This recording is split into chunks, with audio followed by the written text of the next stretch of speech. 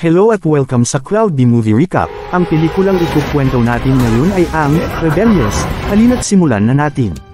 Sa kaloob-looban ng isang walang katapusang disyerto, lampas sa mga lupain na walang sinumang makakapasok, matatagpuan ang isang ilusyon na nagtatago ng isang mahiwagang kastilyo. Ang mahiwagang kastilyo ay tahanan ng masamang salamangkero na si Kaiser. Madalas niyang ipadala ang kanyang nakakatakot na dragon upang dukutin ang mga dalagang prinsesa at dalhin sila sa kanyang palasyo. Wala pang mandirigmang nakahanap ng kastilyo hanggang sa kasalukuyang araw upang mailigtas ang mga nakidnap na prinsesa. Habang tinatapos ng hari ang kwento sa kanyang anak na si Prinsesa Mina, sinabi niya sa kanyang ama na pagsisisihan ng dragon kung susubukan siyang kunin. Makaraan ng ilang taon, ganap ng dalaga si Prinsesa Mina. Sa kabila ng kanyang mataas na katayuan, patuloy pa rin siyang bumabati at nagbibigay galang sa bawat bantay na kanyang nakakasalubong. Mayroon siyang matalik na kaibigang si Ronan, na lumaki kasama niya, at tila kapwa nila gusto ang isa't isa. Kamakailan lamang, maraming manliligaw mula sa iba't ibang panig ng mundo ang dumating upang hingi ng kamay ni Mina sa kasal, ngunit sinabi niya kay Ronan na ang mga manliligaw na iyon ay para sa kanyang ama, hindi para sa kanya. Hindi naniniwala ang hari na kayang mamuno ng isang babae sa kaharian, kaya nais niyang ipakasal ang kanyang anak sa isang lalaking pasok sa kanyang pananaw ng isang mandirigma. Tinanong ni Ronan si Mina kung ano talaga ang gusto niya para sa kanyang sarili, at sagot ng prinsesa ay nais niyang pamunuan ang kaharian at makasama ang lalaking mahal niya. Habang pinagmamasdan ni Mina ang mga itik sa ilog, lumuhad si Ronan upang hingi ng kanyang kamay sa kasal, dahilan upang siya ay mabigla at mahulog sa tubig. Sa kabila nito, masayang tinanggap ng prinsesa ang kanyang alok. Samantala, sa isang tavern, nagtitipon-tipon ang ilan sa mga manliligaw ni Mina. Isa sa kanila ay si Rogdi, isang malakas at bihasang mandirigma sa paggamit ng palakol. Ang ikalawa ay isang mayamang hari mula sa Arabia na si Kabir, na nais pakasalan ng prinsesa upang mapataas ang estado ng kanyang kaharian mula sa pang-10 pwesto patungong pangatlo. Ang pangatlo ay isang matabang prinsipe mula sa China na si Fakan, isang batang sunod sa Niran sa kanyang ina. Nakita ng mga manliligaw si Mina kasama si Ronan at agad siyang hinarap ni Rogdi. Sinasabing siya ang magiging asawa ng prinsesa at dapat na siyang lumayo kay Ronan. Ngunit diretsyong sinabi ng prinsesa na wala siyang interes na pakasalan ng sinuman sa kanila, at sinuportahan siya ni Ronan, sabay sabing wala silang karapatang utusan ng prinsesa. Nagalit si Rogdi at binalaan si Ronan na hindi siya kailanman humawak ng espada. Ngunit sagot ni Ronan, ang pinakamalakas na kalamnan sa katawan ay ang utak, kung marunong mo itong gamitin. Dahil sa galit, sinubukang atakihin ni Rogdi si Ronan, ngunit pinigilan siya ng prinsesa at nagbantang isusumbong siya sa hari. Dahil dito, napilitan silang lumayo. Agad na sumakay si Prinsesa Mina sa kanyang kabayo at nagtungo sa palasyo upang kausapin ang kanyang ama. Sinabi ng hari na nakipagpulong sa kanya ang mga ina ng mga manliligaw upang hilingin ang kamay ng prinsesa sa kasal. Nagalit si Mina dahil dapat mas mahalaga ang kanyang opinyon sa bagay na ito. Pinakiusapan niya ang kanyang ama na payagan siyang pakasalan si Ronan. Bagamat alam ng hari na mabuting tao si Ronan, hindi siya isang mandirigma at hindi niya magagawang ipagtanggol ang prinsesa o ang kaharian sakaling magkaroon ng panganib. Ngunit naniniwala si Mina na mas mahalaga ang pagiging matalino kaysa sa pagiging malakas. Sa huli, dahil sa labis niyang pagmamahal sa anak, pinagpala ng hari ang pagsasama ni Mina at Ronan, dahilan upang may akap siya ng prinsesa sa labis na tuwa. Kinagabihan, nagtipon ang buong bayan, kasama ang mga manliligaw, upang ipahayag ng hari kung sino ang magiging asawa ng prinsesa. Habang naghahanda si Mina, biglang lumitaw ang isang dragon at hinarap siya. Dinala siya nito palayo sa palasyo. Sinubukang pigilan ni Ronan ang halimaw, ngunit itinapon lamang siya nito sa lupa na parang wala lang. Alam ng hari na si Kaiser ang may pukana ng pagkidnap sa prinsesa. Dahil dito, sinabi niya sa lahat na sinumang makapagliligtas kay Mina ay magiging kanyang asawa at magiging bahagi ng kaharian. Agad na nagboluntaryo ang lahat ng manliligaw upang iligtas ang prinsesa. Lumapit si Ronan sa hari upang ipaalala ang kanilang kasal, ngunit sagot ng hari, nagkamali ako. Ang prinsesa ay nangangailangan ng isang bayani, hindi ng isang palaisip. Matapos mag-isip ng mabuti, nagpasya si Ronan na sumama sa ekspedisyon upang hanapin ang prinsesa. Kinuha niya ang kanyang sandata, sinuot ang kanyang baluti, at sinundan ang direksyon kung saan lumipad ang dragon, patungo sa silangan. Nagising si Prinsesa Mina sa kastilyo ni Kaiser na matatagpuan sa tuktok ng isang napakataas na bundok. Habang nililibot niya ang paligid, nakita niya ang mga ginintoang estatwa ng mga babae. Ang dragon na dumukot sa kanya ay biglang nag-anyong matandang babae at bumati sa kanya. Ayon sa matanda, kakaunti lamang ang mga prinsesang nagkaroon ng pribilehiyong makapasok sa kastilyong ito, at wala ni isa sa kanila ang nakabalik. Ngunit tiniyak niya kay Mina na hindi ito isang lugar ng kapahamakan, kundi isang lugar ng kasiyahan. Ayon sa kanya, naghahanap si Kaiser ng isang kaibigan, at napili niya si Prinsesa Mina. Sinabi ng dragon kay Mina na kung kaya niyang aliwin at panatilihing interesado si Kaiser, mamumuhay siya ng marangya. Ngunit kung bibigwin niya ito, magiging isa rin siyang gintong estatwa tulad ng ibang prinsesang nagtangkang labanan si Kaiser. Samantala, sa kanyang paglalakbay, nakita ni Ronan ang isang dambuhalang ahas na sumusubok lumunin ng isang pamilya ng oso. Sinubukan niyang tulungan ang mga oso, ngunit hindi siya marunong gumamit ng palaso kaya walang epekto ang kanyang pag-atake. Mabilis siyang nag-isip kung ano ang kinatatakutan ng mga ahas, at naisip niya ang isang tagapagpaamo ng ahas. Gumamit siya ng isang halaman upang gumawa ng plota at tinugtog ito, dahilan upang mahulog ang ahas sa ilog at maanod palayo. Laking gulat ni Ronan nang biglang magsalita ang mga oso, lubos silang nagpapasalamat sa kanya at sinabing magbabayad sila ng utang na loob. Nang ikwento ni Ronan ang kanyang misyon, sinabi ng pinuno ng mga oso na kilala niya si Kaiser, dahil ang ahas na umatake sa kanila ay isang alagad ni Kaiser, na ginagamit upang manghuli ng bihirang mga hayop para gawing tela sa kanyang bagong kasuotan. Hindi alam ng oso kung paano hanapin si Kaiser, ngunit sinabi niya kay Ronan na maaari niya siyang dalhin sa isang mabait na salamangkero na nagngangalang Finn, na nakatira sa kagubatan. Maaaring alam ni Finn kung paano hanapin si Kaiser. Sumakay si Ronan sa likod ng oso at dinala siya patungo kay Finn. Sa wakas, narating nila ang tahanan ng salamangkero. Sumang-ayon si Finn na tulungan si Ronan, inamin niyang may kasalanan din siya sa lahat ng nangyayari. Ang dragon na naglilingkod kay Kaiser ay isang mangkukulam na nagngangalang Nahina. Maraming taon na ang nakalipas, si Finn ay matagal nang nagpaplano kung paano mapapasakan niya ang pag-ibig ni Nahina. Nag-aral pa siya ng mahika sa loob ng 2 taon upang maging karapat-dapat sa kanya. Ngunit sa tuwing may isip niyang lapitan si Nahina, natatakot siyang baka tanggihan siya nito. Gayunpaman, nagkamali siya sa kanyang mahika at naging labis ang epekto nito, nahibang si Nahina sa labis na pagmamahal sa kanya. Bago pa niya ito maibalik sa dati, dumating si Kaiser kay Nahina at sinabi ang tungkol sa ginawa ni Finn sa kanya. Sa galit ni Nahina, ang orasayo ng pag-ibig ay naging isang madilim at masamang sumpa. Simula noon, gumaganti si Nahina hindi lamang kay Finn, kundi pati na rin sa lahat ng masayang nagmamahalan. Nais ni Ronan malaman kung ano ang nangyayari kay Prinsesa Mina sa mga sandaling iyon. Ginamit ni Finn ang kanyang mahika upang ipakita ito sa kanya sa tubig ng ilog.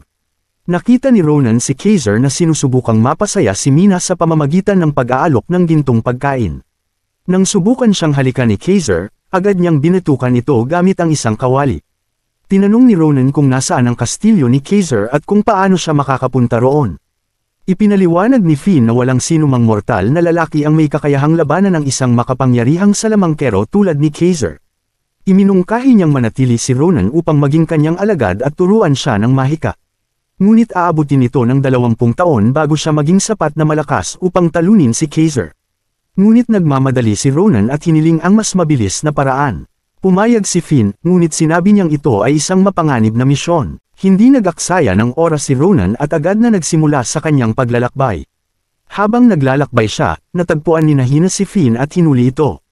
Sinubukan ni Ronan na iligtas siya, ngunit biglang sinalakay siya ni Rogi gamit ang kanyang palakol.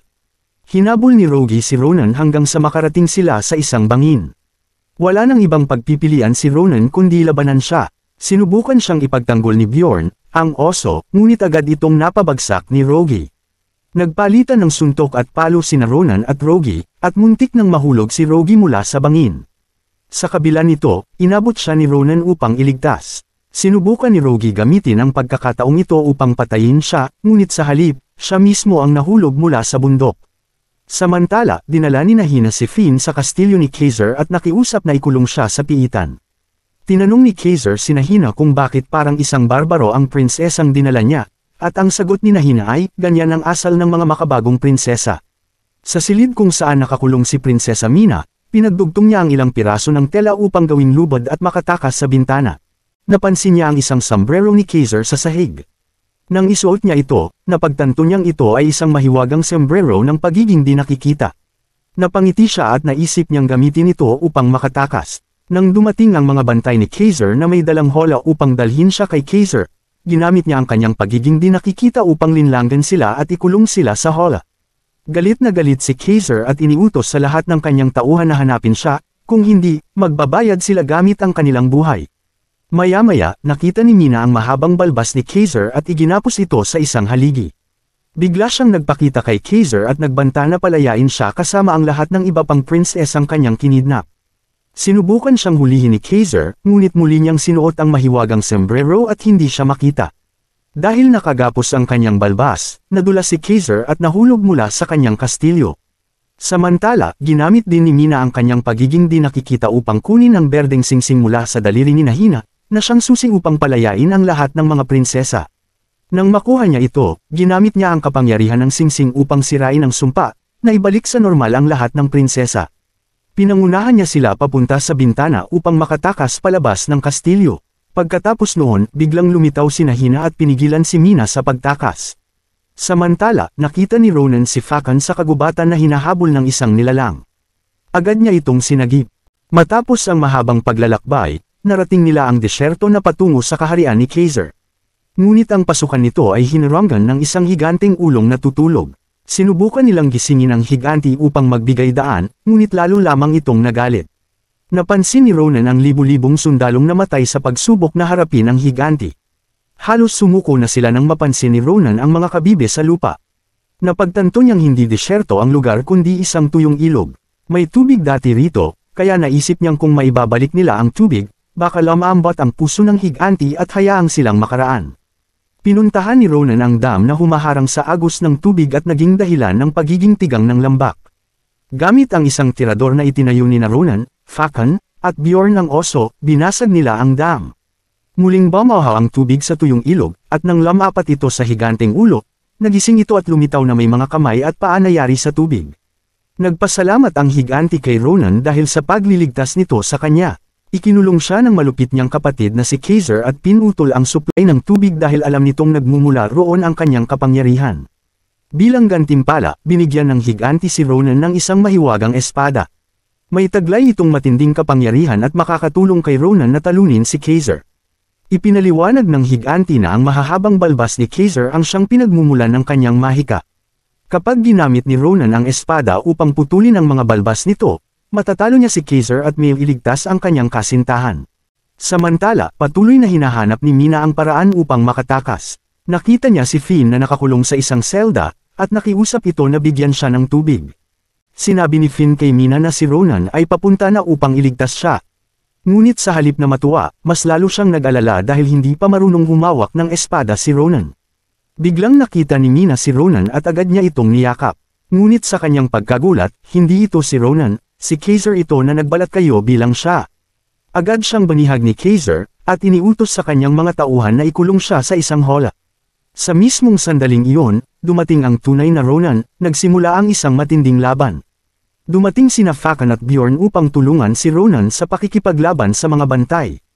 Nagsagupa sina Ronan at Kaiser, inalis siya ng salamangkero sa lupa at inangat sa langit. Ngunit agad na napagod si Kaiser at inamin kay Ronan na natalo siya. Dinala niya ito pabalik sa palasyo upang kunin si Mina at makaalis na.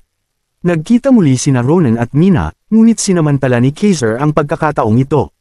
Biglang lumitaw si Nahina at ginamit ang kanyang singsing upang patulugin si Mina magpakailanman. Sinubukan ni Kaiser na saksakin si Ronan, ngunit naiwasan ito ni Ronan at ginamit ang mahiwagang espada upang putulin ang kanyang balbas. Biglang naging gintong estatwa si Kaiser. Gayunpaman, hindi pa rin tapos ang lahat. Nananatiling mahimbing si Mina dahil sa sumpa ni Nahina. Nakiusap si Ronan kay Finn na sirain ang sumpa, ngunit sinabi nitong wala siyang kapangyarihan laban kay Nahina. Biglang napansin ni Finn ang mahiwagang sombrero sa lupa at sinabing may pag-asa pa. Habang nagpapahinga sila sa kampo, biglang lumitaw si Nahina at ginamit ang kanyang mahika upang patulugin silang lahat. Sinubukan niyang kontrolin si Fakan upang paslangin si Ronan gamit ang kanyang sariling espada. Gayunpaman, nagawa ni Fakan na labanan ang kanyang mahika. Biglang lumitaw si Rogi mula sa kung saan at sinaksak ang natutulog na Ronan, pagkatapos, dinala niya si Mina pabalik sa kaharian. Dinala ni Rogi si Mina sa kanyang ama, ang hari, at ipinaalam na si Mina ay nasa ilalim ng isang sumpa. Ngunit sinabi niyang ang kasal sa kanya ang posibleng makapagpawala ng sumpa. Dahil dito, nagpa siya ang hari na ipakasal si Mina kay Rogi. Samantala, lumapit si Hina sa nasaksak na Ronan at ngumiti, sinasabing winasak siya ng pag-ibig. Ngunit ang lalaking nakahiga ay hindi si Ronan, si Finn ito. Ginamit niya ang mahiwagang sombrero upang maitago ang tunay na Ronan. Hiniling ni Finn kay Hina na patawarin siya, at ipinaliwanag na sa kanyang pagkamatay, mawawala rin ang sumpa ni Hina. Sa sandaling iyon, nawala ang galit ni Hina at nagdesisyong tulungan si Finn. Ibinigay niya kay Ronan ang mahiwagang singsing upang maalis ang sumpa kay Mina. Samantala, sa palasyo, handa nang ipasa ng hari ang trono kay Rogi bilang gantimpala sa pagdala niya kay Mina. Biglang dumating si Fakan at ibinunyag ang buong katotohanan. Hindi si Rogi ang nagligtas kay Mina kundi si Ronan. Ibinunyag niyang pinatay ni Rogi si Ronan habang natutulog. Nalito ang hari dahil hindi niya alam kung sino ang dapat paniwalaan. Sa gitna ng pagkalito, biglang dumating si Ronan. Ipinakita niya ang mahiwagang singsing at ginamit ito upang sirain ang sumpa kay Mina. Nagising si Mina, at agad niyang sinapak si Rogi mula sa likod. Sa huli, nagkaisa ang lahat sa kasiyahan. Binigyan ng hari ng kanyang basbas sina Ronan at Mina, at ipinakulong si Rogi. At doon nagtapos ang kwento. Maraming salamat sa panunood. Kung mahilig kayo sa mga animated na pelikula, huwag kalimutang mag-subscribe sa channel na ito.